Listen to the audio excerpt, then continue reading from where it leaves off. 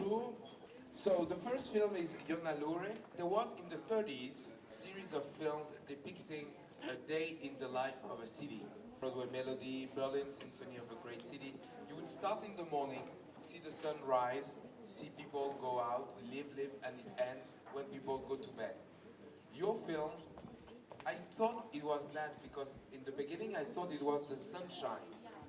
But then I read the description and it is actually the moon. So it's your imaginary city at night. How did the idea arrive? 私は、夜遅くにお仕事を夜遅くまで毎日しているので、夜街を歩いているので、そこでアイデアを得ました。Et donc, mais moi la nuit je dors, je ne sais pas ce qui se passe. Comment, est-ce que ce qu'on voit, ce sont les rêves? Est-ce que ce qu'on voit, c'est la vie de la ville la nuit? Est-ce que cette ville existe ou est-ce qu'elle existe là-dedans? モデルは私の住んでいる街をモデルにしましたが、想像です。It is your city as you dream it at night? Because, you know, I tried to follow the story. The moon, it's here, okay, it walks through the city, then it opens the windows, then it falls in the bottle of water. Where am I? What are you showing me? 現実ではありますが、私が捉えたイマジネーションの中のことで全てが、それを On va rester sur le domaine du japonais. Nous allons demander à Mirai Mizue de venir pour moderne numéro 2. Do you think there is still room for experimental animation in the 21st century, the century of technologies? 包帯を使ったビジュアルミュージックというかエンターテインメントとして作っています。その動きと音楽だけで見る人が楽しくなる。だからその実験ではないです。Quelle est la place du film abstrait? そうですね。僕の場合はこのモダンシリーズで言えば、ここからどんどんレイヤーをたくさん過剰に重ねていく中で。And about the choice of the music, is it just random music? Because if it is meant to be put on any music, do you just take any music and work on the visuals only? 今回のバージョンはモダンの1を作ったんですけど、どこの映画祭にも入らなくて、ちょっとこう静かな音楽だったので、もっとこうアップテンポなのにすれば映画祭入るんじゃないかと思って作ったのはあります。So thank you for this premiere.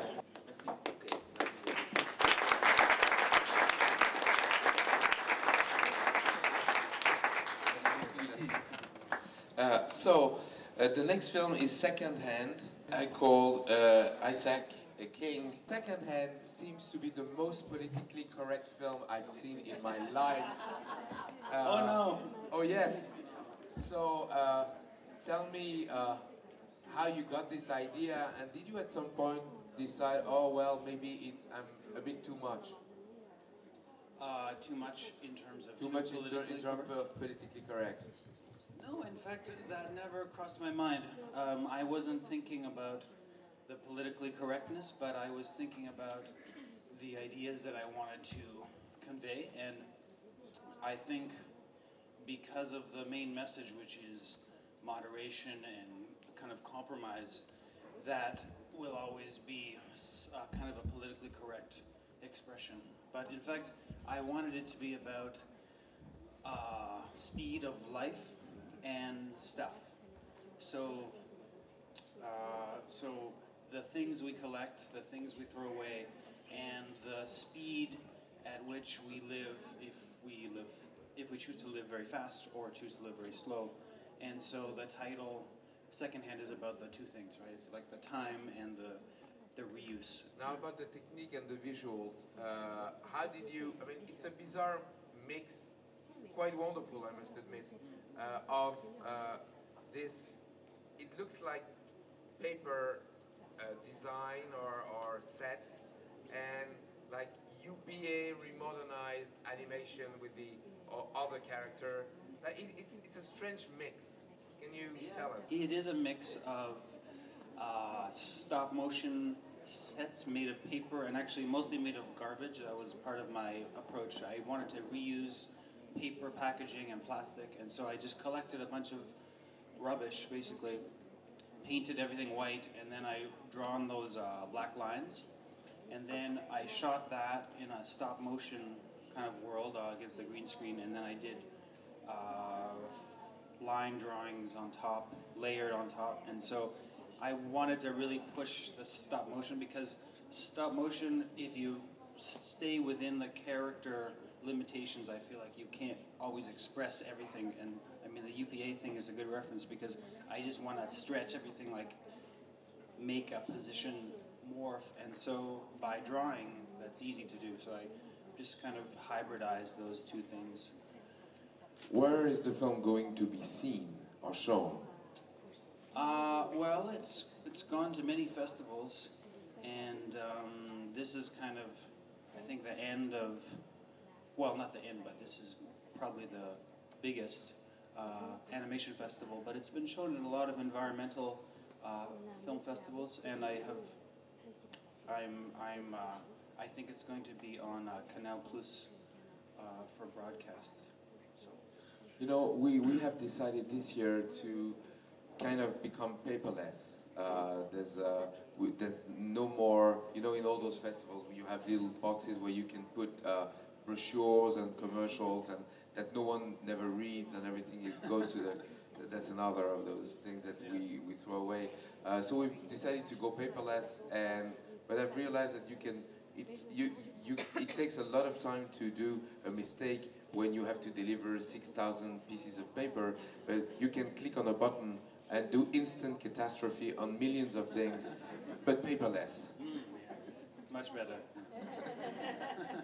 No, that's 21st century. I mean, controversies. Oh, the other thing I just want Yeah. to say about where the film is can be seen, it's also online. So right now I think it is, but I wanted to make sure that as many people could see it because it's really, because I got a few grants to make the film, my goal was to just let as many people. Okay, well, thank you. Thank you.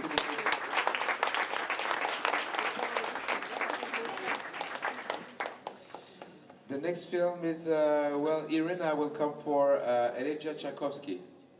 Well, first of all, I want to thank Irina for her great help, for her great films, of course, but for her great help in the past and moments that we've spent together. Thank you so much. Thank you for choosing this. Can you explain how you started this project with Barry and... Okay. A few words about the project in general. Tales of the Old Piano. Okay, the idea came to me because originally I'm a scriptwriter. I'm not a producer. And the idea to make the project about history of music, history of classic music for children, let's say. It came and I wrote the first draft or the first synopsis of the project, and I won government grant, but no one producer wanted to do it. No one agreed. Everybody understands that it would be very, very difficult because I wanted to keep the style and a very high level of animation, which would be absolutely impossible to make for this government grant, which is really very less money. It's not enough money for this type of animation. And I had in mind that this project should be really, really very high quality. And in 3 years, the grant's supposed to be expired, and no one wanted to make it. And all my friends, all directors told me, please do it by yourself. This is my poor story how I became a producer also. Yeah. And so right now it's eight films already made. Beethoven, Vivaldi, Schumann, Mozart, Rossini, Prokofiev, Tchaikovsky and Bach. And we are continuing this project, and especially about Bari, because we are friends first, and we were talking about Tchaikovsky for a long time ago, and we were dreaming to work together. So how this film appear? How does Barry achieve that animation that is? It has two things that are that do not work together. One thing is the characters look so lively. I mean, the eyes, you feel that they are real movement. I mean, when they play with the real fingers. I remember that in 1940, don't know, there was a Tom and Jerry cartoon called Cat Concerto that got the Academy Award because it was they made the figures and it was an amazing animation. Here we have the same thing. I mean, you can see that every bit of detail, the glimpse in the eye, the way he moves. I mean, if it was not Barry, we would say it's a man within a. But at the same time, you have the stop motion effect that is so deep, so rich, so an analysis of movement. So you have both. How does he manage to do this magic, bring so much life in stop motion puppets? He's an incredible animator. He's just genius animator. But as to playing exact the episodes from the music team, yeah, we shoot the pianist, and we send him this particular episode.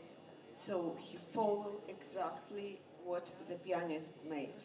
Now, for the composition, was it a huge set? Was it a small set? Did you add the frame after? Is it digital? Because what we saw yesterday is digital. Yeah, we saw the digital variant, yes. But this is puppet, originally, yeah, it's incredible puppet, and it was done in London. And the set behind him, yeah, this is digital. Yeah, that's why I wasn't satisfied with the quality, and we should do something about it, because such an incredible screen like here. Merci beaucoup, Irina. Thank you.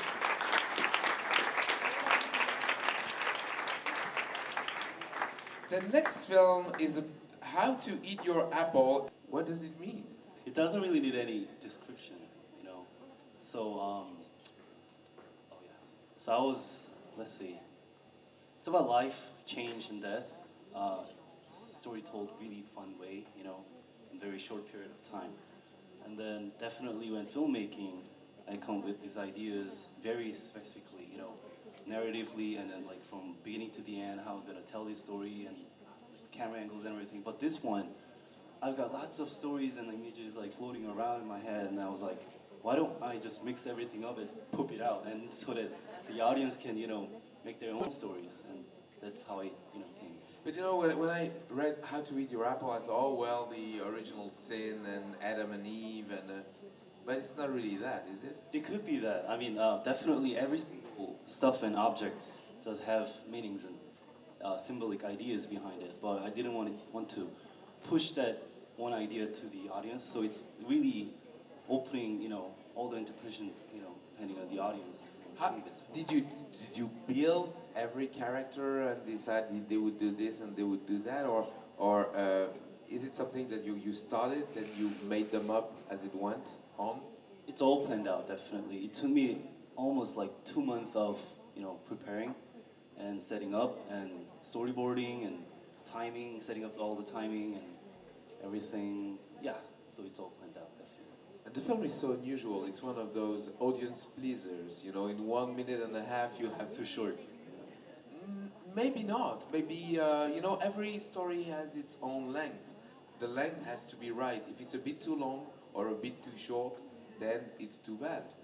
It seems that your film starts like a joke, is not a joke, but a visual puzzle.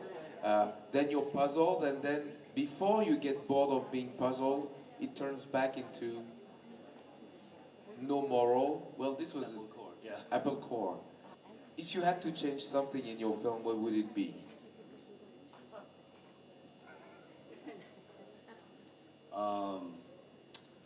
I wouldn't change anything. That, you know, that's the reason I'm asking this.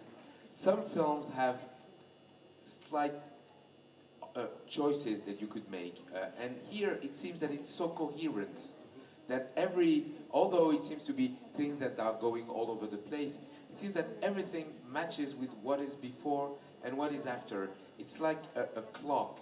You move one piece, then another piece moves, and everything moves together. So that's in a way, that's... I mean, at first, definitely, I made two versions. I mean, it's exactly what you just explained, but one version had no tiny little characters around, so it was just objects and materials affecting to one another. But definitely, it's about ourselves, and actually, this film is from my paintings. I also paint and draw a lot, and those characters are one of my signature characters as my self-portrait, maybe. So I had to just use them and let them do their thing, and that makes it everything complete and perfect from my perspective. So I don't know so far I've got.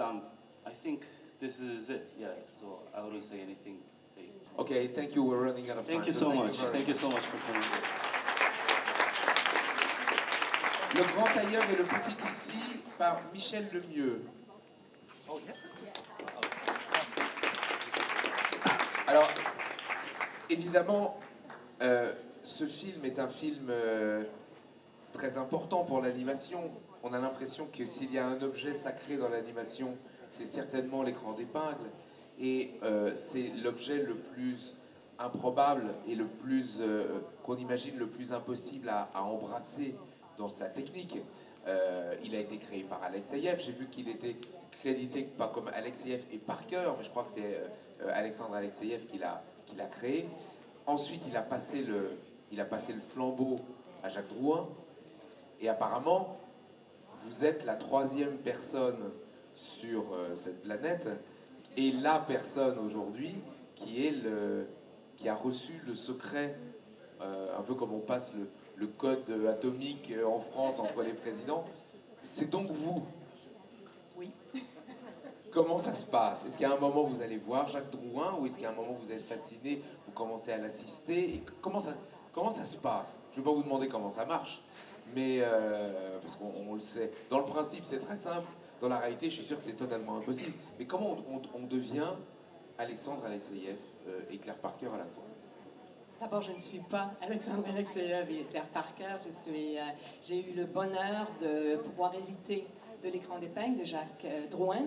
Au moment où j'ai fait mon premier film, Nuit d'orage, à l'ONF, pas l'Office national des forêts, on s'entend, l'Office national du film du Canada, Jacques Drouin faisait son dernier film, Empreinte, et avait déjà décidé de se retirer de l'animation et voulait trouver quelqu'un pour continuer le travail. Donc, il a été organisé par le studio d'animation une séance semblable à celle qu'Alexeïev avait tenue au moment où il a livré l'écran d'épingle à Montréal, dans les années 70. C'est-à-dire qu'une dizaine de réalisateurs en animation ont été invités à un atelier donné par Jacques, au cours duquel on faisait connaissance avec l'instrument et après lequel on pouvait présenter un projet.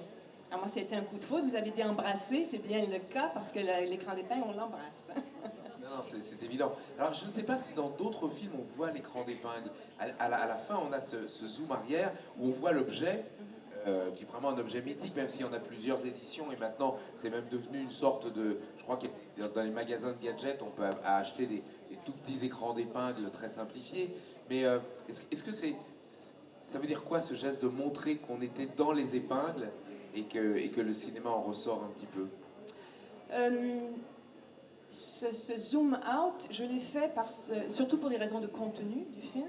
Ce personnage qui se questionne sur l'univers dans lequel il vit, sur les particules qui le constituent, ne pourra jamais voir l'univers dans lequel il vit. Et nous, on le voit dans cette incapacité de comprendre où il est, parce qu'il fait partie. Comme nous, quand on réfléchit à l'univers, on ne pourra jamais prendre un cliché de nous dans notre galaxie. Donc pour moi, c'était une façon de clore cette réflexion en amenant cette image qui est celle qu'on vit constamment. C'est-à-dire qu'on ne pourra jamais comprendre parfaitement l'univers dans lequel on vit, parce qu'on en fait partie.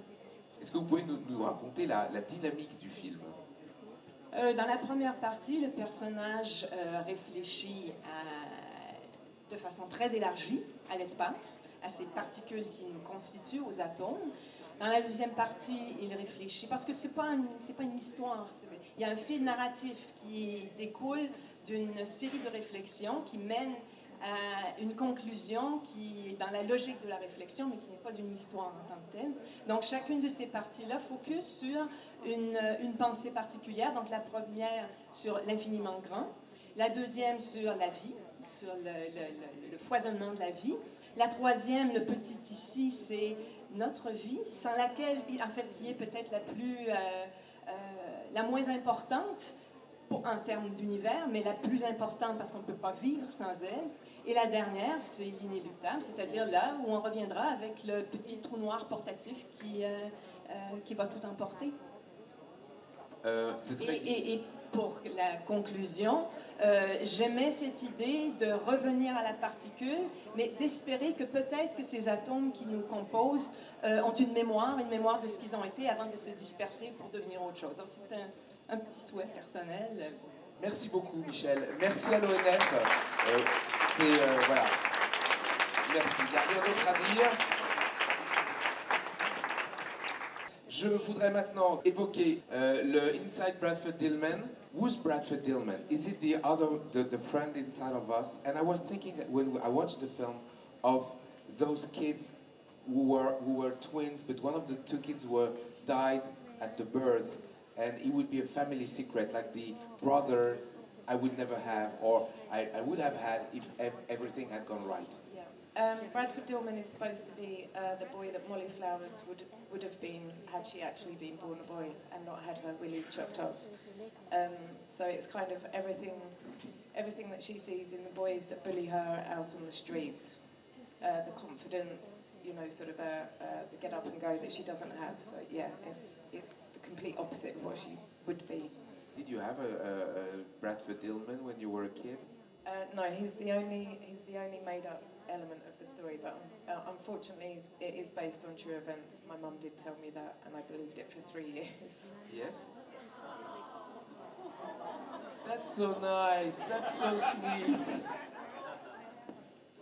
Well, thank you very much for your film. À demain matin pour une nouvelle session.